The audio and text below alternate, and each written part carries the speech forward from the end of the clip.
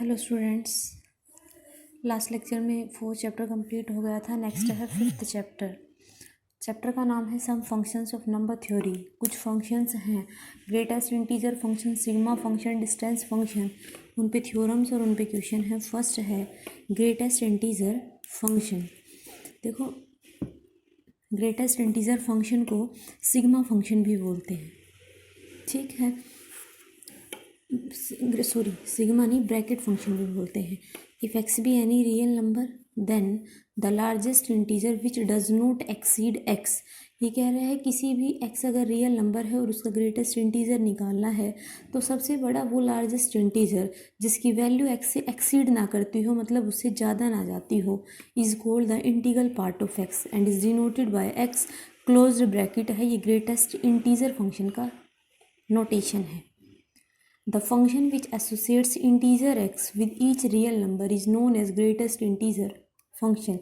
कि किसी भी नंबर x के लिए ग्रेटेस्ट इंटीजर अगर निकालना है तो जो नंबर का निकालना है उसमें सबसे बड़ा ऐसा इंटीजर ढूंढ लो जिससे इसकी वैल्यू बढ़ी नहीं जाती, ठीक है। उसके बाद ये इसका जनरलाइज है कि for any real number x, कि कोई भी रियल नंबर एक्स है तो एक्स की ग्रेटेस्ट इंटीजर वैल्यू हमेशा x-1 और x के बीच लाई करती है। बहुत बार ये आगे यूज़ भी होगा, तो ये मत समझना कहाँ से आ गया। ग्रेटेस्ट इंटीजर की वैल्यू हमेशा x-1 और x के बीच लाई करती है। रियल लाइन पे ड्रॉ कर लो जिस पॉइंट का ग्रेटेस्ट इंटीजर निकालना है, तो 2 तो जब डेसिमल नहीं है, किसी का निकालना है तो उसका ग्रेटेस्ट इंटीजर उतना ही होता है। नेक्स्ट है 6.5। देखो, कहीं यहाँ 6 है और यहाँ 7 है, 6.5 यहाँ कहीं बीच में होगा। अब इस 6.5 से सबसे इस तरफ देखो कि इंटीजर वैल्यू कौन सी है, क्योंकि 6.5 एक इंटीजर वैल्यू नहीं है, तो 6.5 से छोटी जो इंटीजर वैल्यू होती है वो 6 है, इसलिए इसका ग्रेटेस्ट इंटीजर 6 आया है। नेगेटिव वैल्यूज़ का चेक करना है तो देखिए -6 यहाँ होगा, -7 यहाँ होगा। इस सीरीज़ में चलते हैं, -8 यहाँ होगा, -7.6 वैल्यू यहाँ कहीं लाई करेगी इस इंटरवल के बीच में। अब जिस इंटरवल के बीच में करती है उसके लेफ़्ट साइड जो ग्रेटेस्ट इंटीजर वैल्यू है, तो इसकी इधर इंटीजर वैल्यू -8 है, तो -8 बनेगा। पॉजिटिव वैल्यूज़ में डेसिमल पार्ट हटा दीजिए, जो बचता है वही रहेगा, लेकिन नेगेटिव वैल्यूज़ में रियल लाइन पे देखते हो तो उस पॉइंट से जो लेफ़्ट साइड में इंटीजर वैल्यू आती है वही उसकी ग्रेटेस्ट इंटीजर वैल्यू होगी। नोट में देखिए कुछ 1-2 चीज़ काम की लिख रखी हैं कि अगर x इंटीजर वैल्यू रहती है, x प्रॉपर खुद ही इंटीजर है, तो उसका ग्रेटेस्ट इंटीजर उसी के बराबर होता है, ठीक है। उसके बाद है second point, greatest integer of x is largest integer less than equals to x। Therefore कि अगर कोई भी नंबर हमने x का बराबर होगा ग्रेटेस्ट इंटीजर प्लस r। देख लो यहाँ पे 6.5 है, इसकी ग्रेटेस्ट इंटीजर वैल्यू 6 आई है, तो 6.5 किसके बराबर हुआ, ग्रेटेस्ट इंटीजर इसकी 6 है प्लस 0.5। और ये जो वैल्यू यहाँ लाई करेगी ये वैल्यू हमेशा लेस देन 1 रहेगी, 0 से बड़ी रहेगी और 1 से छोटी रहेगी। यही लाइन को लैंग्वेज में लिखा है कि x इक्वल्स टू हमेशा होता है greatest integer of x plus r, और ये r की वैल्यू है ये 0 से 1 के बीच लाई करेगी। 0 से 1 ही होगा ये, क्योंकि अगर ये 1 से बड़ा रहेगा, अगर 6.5 है और ये वैल्यू 1 से बड़ी आ गई मतलब 7.5 आ गई, और 7.5 को हम फॉर्म में लिखेंगे 7 + 0.5, कभी भी 1 से बड़ा नहीं होगा। उसके बाद इसी लाइन में r इक्वल्स टू क्या होगा, x minus greatest integer x। जब x और उसी में से उसका ग्रेटेस्ट इंटीजर घटा दें तो वो बनता है fractional part of x। 2 part हैं, ग्रेटेस्ट इंटीजर और ये फ्रैक्शनल पार्ट। उसके बाद है theorem number 1, let x and y be any real number then greatest integer of x less than equals to x less than greatest integer x plus 1। दूसरा है x plus m का greatest integer बराबर होगा greatest integer of x plus m where m is any integer. Next है greatest integer x plus greatest integer y less than equals to x plus y का greatest integer और less than equals to x का greatest integer plus y का greatest integer plus 1।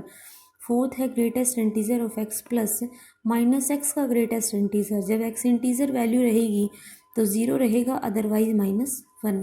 ये theorem 1 है, इसके 4 point हैं। Theorem की ज़रूरत नहीं है, ये सिर्फ 4 रिजल्ट हैं, ये याद कर लो, इनकी कहीं भी ज़रूरत पड़ सकती है, ठीक है, तो इनको प्रूफ करने की ज़रूरत नहीं है, ये चारों के चारों result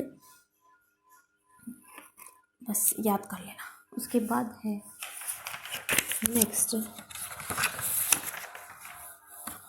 for any positive real X and Y, X minus Y का greatest integer less than equals to greatest integer X minus greatest integer Y less than equals to X minus Y का greatest integer plus one, इसको भी याद कर लेना। ठीक है, उसके बाद थर्ड थ्योरम करते हैं,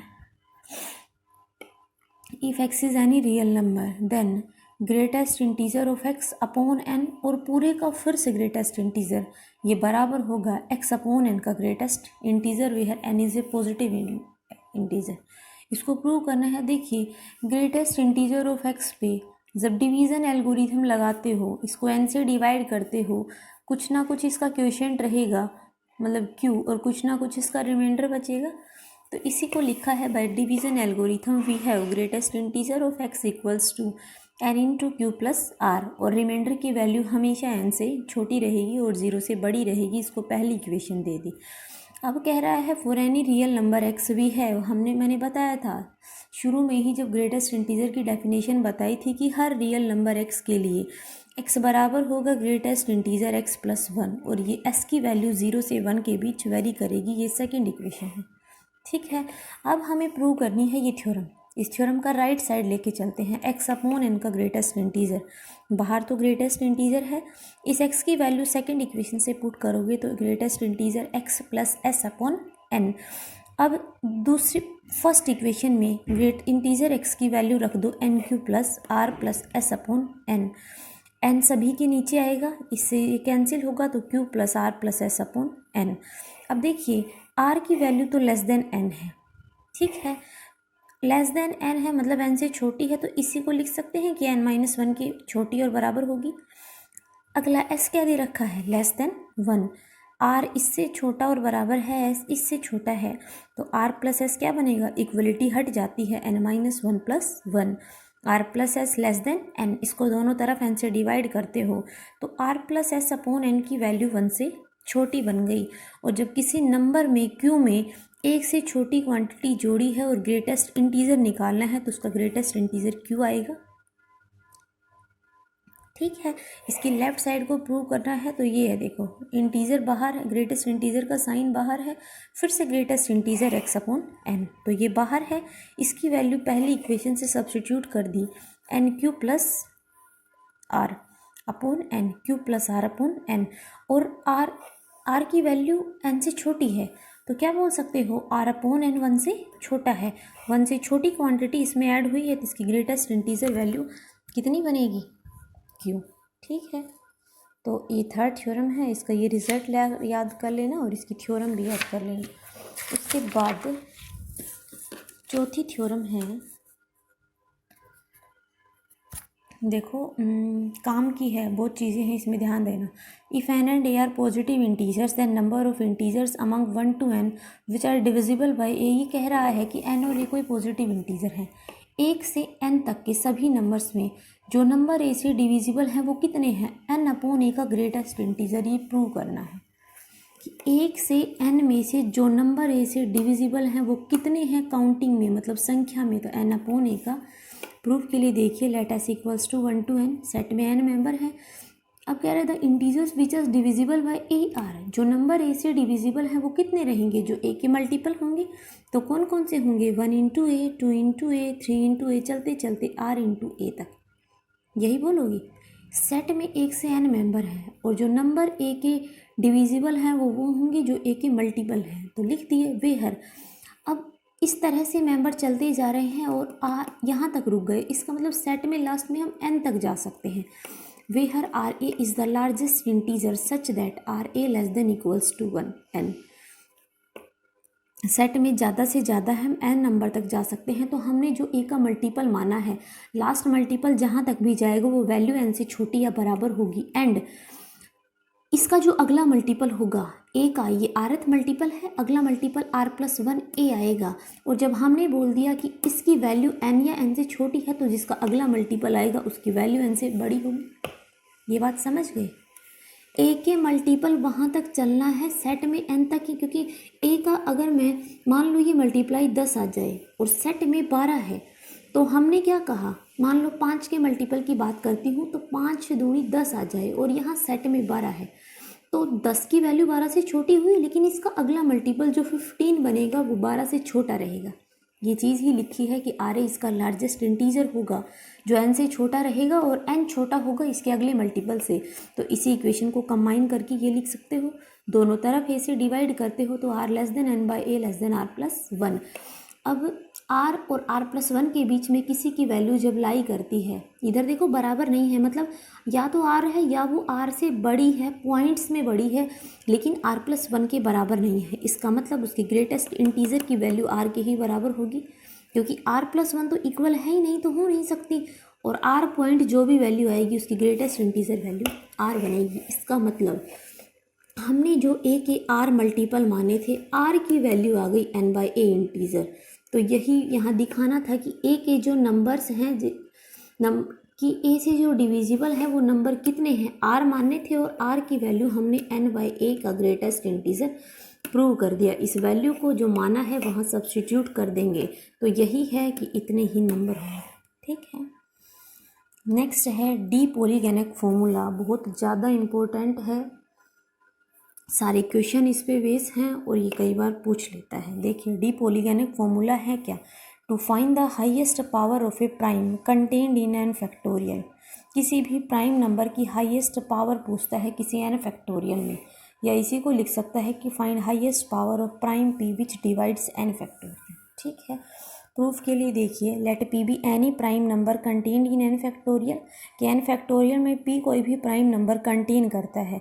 उसके बाद let the greatest integer contained in n by p square n by p cube. भाई मान लो कि एन बाई पी कोई टर्म है, एन बाई पी स्क्वेयर कोई टर्म है, एन बाई पी क्यूब कोई टर्म है, तो इनके ग्रेटेस्ट इंटीजर को हम किससे डिनोट करेंगे, इसी साइन से तो करेंगे इन इंटीजर्स पे। तो यही लिखा है कि पी कोई प्राइम नंबर कंटेन करता है, let the greatest integer contain in this be denoted by this. उसके बाद देखिए नेक्स्ट पेज पे,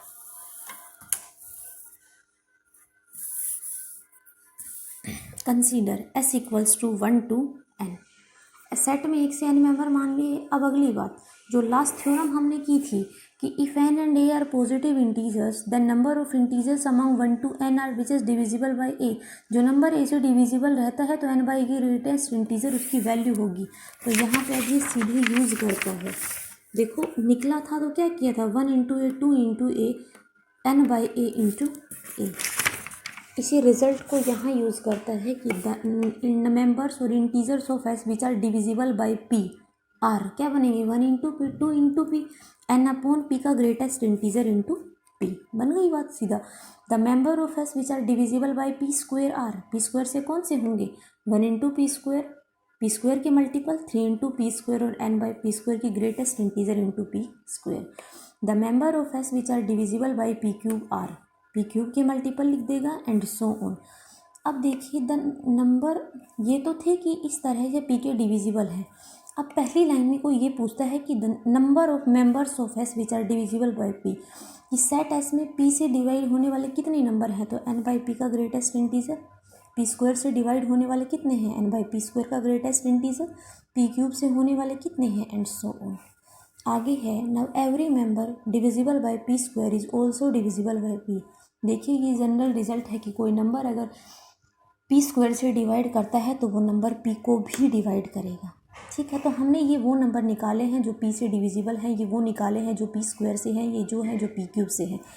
अब निकालना है every number of members of S which are divisible by p but not by p square. Only p के निकालने हैं, क्योंकि पी स्क्वायर से जो डिविजिबल हैं वो पी से तो हैं ही।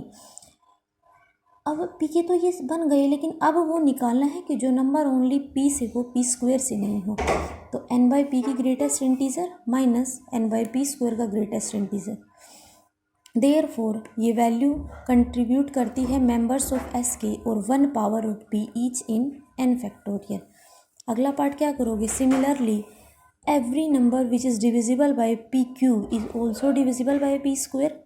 तो number of members of S which are divisible by p square but not P cube, तो क्या बनेगा, this minus this, n by p square का greatest integer minus n by p cube का greatest integer. Therefore this members of s contribute 2 powers of p each in. यहाँ पे सिर्फ p का पूछा था इसलिए एक पावर है, यहाँ p स्क्वायर की है तो 2 पावर है। 2 powers of p each in n factorial and so on. Therefore, highest power of prime p which divides n factorial equals to, जो नंबर p से डिविजिबल है बट p स्क्वायर से नहीं है वो ये है, लिख दिए। और इसकी एक पावर कंटेन करती है तो इंटू इसके 1 है, प्लस जो नंबर p स्क्वायर से डिविजिबल है p क्यूब से नहीं है ये लिख दिया। ये 2 पावर कंटेन करता है तो इंटू 2 आ गया, प्लस 3।